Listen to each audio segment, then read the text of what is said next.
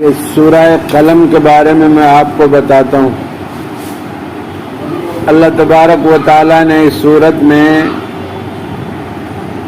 فرمایا میں نے اپنے نبی کو بلند اخلاق پر پیدا فرمایا۔ حضرت عائشہ رضی اللہ تعالی عنہا سے کسی نے معلوم کیا تھا کہ یہ بتاؤ محمد صلی اللہ علیہ وسلم کے اخلاق کیسے تھے، تو حضرت عائشہ رضی اللہ تعالی عنہا نے فرمایا جو قرآن ہے وہی محمد رسول اللہ صلی اللہ علیہ وسلم کے اخلاق ہیں، یعنی جس طرح اللہ کا کلام مقدس ہے اسی طرح محمد رسول اللہ صلی اللہ علیہ وسلم کے اخلاق مقدس ہیں۔ بہرحال اخلاق کی دعوت دی جا رہی ہے کہ با اخلاق انسان جو اخلاق پر ہے وہ روزہ رکھنے والے، نفلی روزہ رکھنے والے تہجد گزاروں سے بھی آگے نکل جاتا ہے۔ اللہ کے رسول صلی اللہ علیہ وسلم سے پوچھا گیا یا رسول اللہ صلی اللہ علیہ وسلم، ایک عورت ہے جو مال بہت خرچ کرتی ہے، نماز بہت پڑھتی ہے، نفل بھی پڑھتی ہے، لیکن وہ زبان کی بہت زیادہ خراب ہے، اپنے پڑوسیوں کو زبان سے تنگ کرتی ہے، کبھی کچھ بولتی ہے کبھی کچھ بولتی ہے، تو آپ صلی اللہ علیہ وسلم نے فرمایا اس میں کوئی خوبی نہیں ہے، وہ جہنم میں جائے گی۔ پھر عرض کیا رسول اللہ صلی اللہ علیہ وسلم ایک اور عورت ہے وہ فرض نماز ادا کرتی ہے اور اتنا خرچہ بھی وہ نہیں کرتی، اس کے پاس اتنا پیسہ نہیں ہے، لیکن با اخلاق ہے، اپنی زبان سے کسی کو تکلیف نہیں پہنچاتی۔ اللہ کے رسول صلی اللہ علیہ وسلم نے ارشاد فرمایا وہ عورت جنت میں جائے گی۔ تو میرے بھائیوں، اخلاق کے ذریعے سے ہمارے ساتھ غیر بھی جڑ جائیں گے اور بد اخلاقی سے ہمارے اپنے بھی ہم سے دور ہو جائیں گے۔ اخلاق ہی کی برکت ہے کہ اللہ کے رسول صلی اللہ علیہ وسلم نے کل 30 سال کے عرصے میں جزیرۃ العرب میں اسلام کو نافذ کر دیا، یہ اخلاق کی وجہ سے ہوا۔ ایک صاحب آئے آپ صلی اللہ علیہ وسلم کی مسجد میں، آپ وہاں بیٹھے ہوئے صحابہ بھی دیکھ رہے ہیں اور اس نے پیشاب کر دیا وہاں۔ اب صحابہ اس کے طرف بڑے گھورنے لگے ڈانٹنے کے لیے، آپ نے فرمایا نہیں، لا تنظر، ان کی طرف دیکھو بھی نہیں۔ پھر اس نے جو ہے پیشاب سے وہ فارغ ہوا، پھر آپ اس کے پاس گئے، اس نے کہا بھائی یہ مسجد ہے، یہاں گندگی نہیں پھیلاتے، یہ اللہ کا گھر ہے، اس میں عبادت کرتے ہیں۔ اس کے کاندھے پر ہاتھ رکھ کر اس کو سمجھایا اللہ کے رسول صلی اللہ علیہ وسلم نے۔ تو پھر وہ اپنے قبیلے میں چلا گیا، دیہات کا رہنے والا تھا، کہیں دور کا آیا تھا اپنے کسی کام سے، تجارت وغیرہ کے سفر پر، اللہ کے نبی کو دیکھنا تھا انہیں، ان کو معلوم ہو گیا تھا کہ آخری پیغمبر آ چکے ہیں۔ وہ آئے آپ کی مسجد میں، آپ نے کاندھے پر ہاتھ رکھ کر اس کو سمجھایا، وہ اپنے قبیلے چلے گئے، قبیلہ کے لوگوں کو تیار کیا دوسری سال آنے کے لیے، 70 آدمیوں کو لے کر آیا اپنے قبیلے سے، اور وہاں جا کر انہوں نے دعوت دی کہ میں ایسا آدمی دیکھ کر آیا ہوں، روئے زمین پر ایسا کوئی آدمی نہیں ہے با اخلاق، میں تو ان کی بات پر اسی وقت مسلمان ہو گیا، تم بھی چلو اس کو دیکھ لو اور تم بھی چل کر اسلام میں داخل ہو جاؤ، اس وقت اس سے بہتر انسان اور بہتر مذہب اور کوئی نہیں ہے۔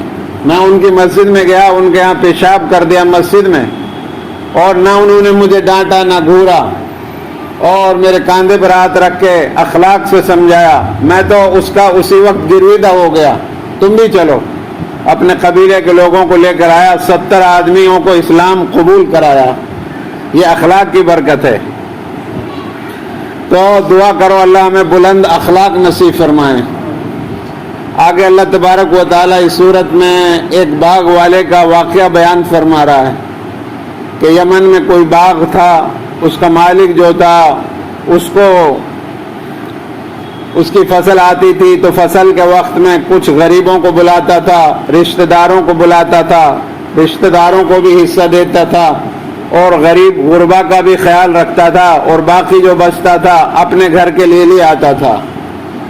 اسی وجہ سے خیرات کرنے کی وجہ سے اس کا باغ پروان چڑھ رہا تھا، برکتیں آ رہی تھی، اور خوب پھل پھول رہا تھا۔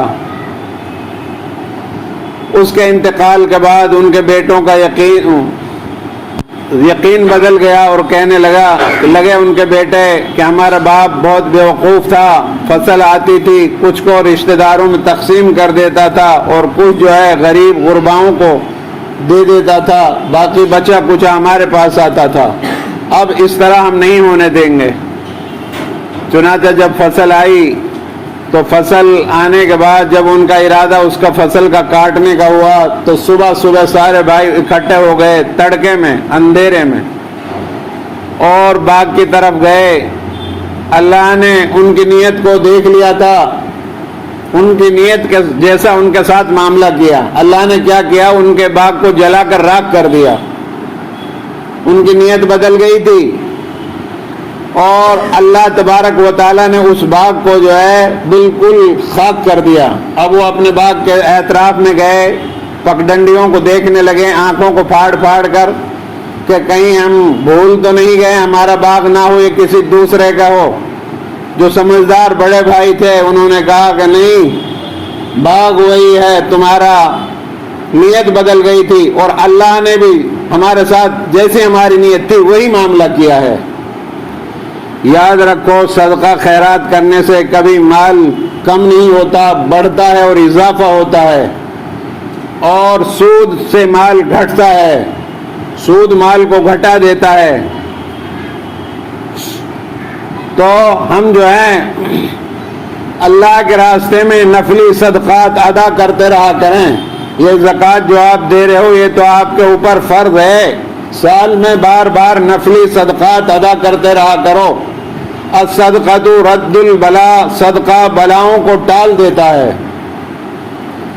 ایک عورت کا بچہ جنگل سے گزر رہی تھی، ایک بچہ اس کا بھیڑیا لے گیا پکڑ کر۔ اب اس کو چاہیے تو یہ تھا کہ وہ بھیڑیا کے پیچھے جاتی، لیکن وہ ادھر نہیں گئی بلکہ گاؤں میں آئی۔ لوگوں سے معلوم کیا کہ یہاں غریب آدمی سائل کون ہے، لوگوں نے بتایا یہ سائل ہے۔ ادھر انہوں نے صدقہ دیا اس کو، ادھر بھیڑیا نے بچہ چھوڑا۔ تو میرے بھائیوں، صدقہ جو ہے بلاؤں کو رد کر دیتا ہے، صدقہ ٹال دیتا ہے۔ جیسا آدمی کی حیثیت ہے اسی اعتبار سے صدقہ ادا کرنا چاہیے۔ بہت سے لوگ جانوروں کا صدقہ کرتے ہیں، کوئی ضروری نہیں کہ آپ 10,000 8,000 5,000 کا بکرا ہی ذبح کر کے صدقہ کرو، بلکہ آپ پیسہ بھی دے سکتے ہو۔ ان لوگوں سے معلوم کر لو، سائلوں سے، غربا سے، ضرورت کیا ہے، ضرورت کے حساب سے پیسہ ادا کر دو، آپ کا صدقہ ادا ہو جائے گا۔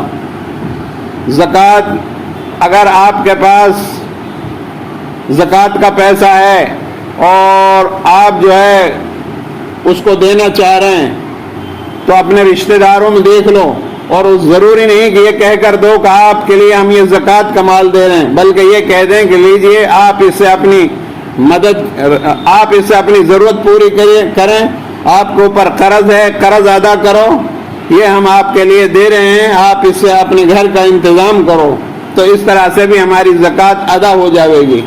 بہرحال صدقہ اور خیرات کرتے رہا کریں اور اللہ سے معافی تلافی کرتے رہا کریں۔ یہ وقت بڑا ہی اہم ہے اور چندی گھڑیاں، چندی ساعتیں، چندی دن باقی رہ گئے ہیں۔ ہمیں اپنا محاسبہ کرنا چاہیے کہ پورے رمضان میں ہم نے کیا کھویا، کیا پایا، اور یہ رات جو ہے بہت ہی اہم ہے۔ یہ راتیں، سارا عشرہ جو ہے یہ جاگ کر عبادت میں گزارنے کا ہے، اسی لیے اعتکاف ہوتا ہے۔ خوش نصیب ہیں وہ لوگ جو مساجد میں بیٹھ کر اللہ کی عبادت کر رہے ہیں۔ بہت سے لوگ آج بھی مارکیٹ اور بازاروں کی زینت بنے ہوئے ہیں۔ بازار شیطانوں کا اڈا اور مساجد اللہ کے اڈے ہیں، دین کے اڈے ہیں۔ ہمیں مساجد میں اپنا وقت گزارنا چاہیے، عبادت میں۔ دن بھر باہر رہتے ہیں، تھوڑی بہت دیر ایک آدھ تسبیح پڑھ لیا کریں، قرآن کی کچھ سورتیں یاد کر لیا کریں، کچھ سیکھ لیا کریں، کچھ سنا دیا کریں، کچھ اللہ سے معافی مانگ لیا کریں، کچھ نفلی نماز پڑھ لیا کریں۔ اس طرح ہماری رات میں اللہ کے سامنے راز و نیاز ضرور ہونی چاہیے، تاکہ ہم اپنے گناہوں کو اللہ کے سامنے رکھ کر رو دھو کر ان کو مٹوانے کی اللہ سے معافی تلافی کر لیں۔ اللہ سے دعا ہے اللہ رب العالمین ہم سب کو عمل کی توفیق عطا فرمائے۔